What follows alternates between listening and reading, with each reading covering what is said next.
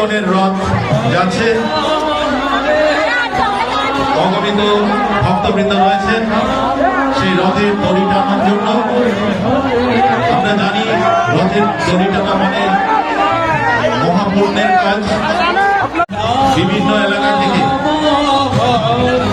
সুসজ্জিত রথ নিয়ে ভক্তবৃন্দরা এসছেন এবং সারিবদ্ধভাবে এই শহরের রাজপথ পরিক্রমা চেষ্টা চালিয়ে যাচ্ছে। এই রথের দড়ি ধরে টানা মানে পূর্ণ লাভ হয়, সেই কারণে